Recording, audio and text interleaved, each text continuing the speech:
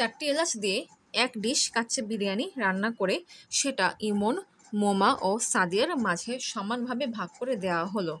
মোমার প্লেটে 3টি এলাচ পড়ার সম্ভাবনা P/Q হলে P+Q এর সর্বনিম্ন মান নির্ণয় করো।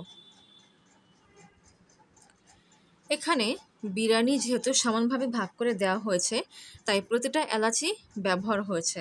এলাচ হচ্ছে 4টা, মানুষ হচ্ছে 3 জন।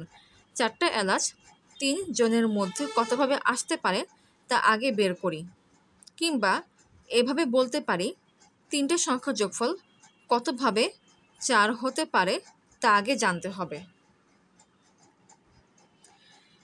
3টে সংখ্যার যোগফল 4 হতে পারে 4 + 3 - 1 c 3 - 1 ভাবে। এটা একটা ফর্মুলা আছে।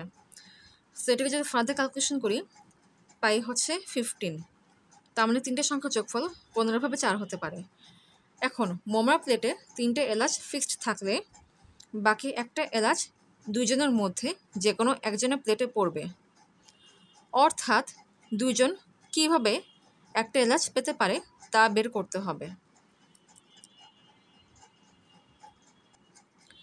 সুতরাং দুটো ঘরে এক বসতে পারে 1 + 2 - 1 c 2 - 1 ভাবে।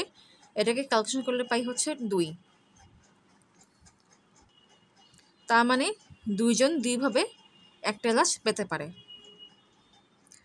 তাহলে মোমার প্লেটে 3টে এলাচ পড়ার সম্ভাবনা 2/15।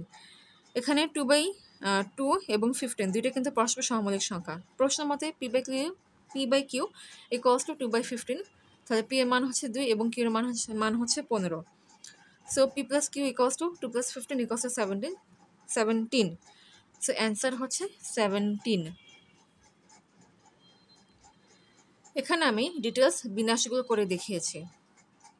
এখানে মোট বিন্যাস আসে 1 2 3 4 5 6 7 8 9 10 11 12 13 14 15 15টা এই যে। আর মোমার প্লেটে 3টা এলাচ আছে এমন বিন্যাস হচ্ছে 2টা, এই যে 3 3।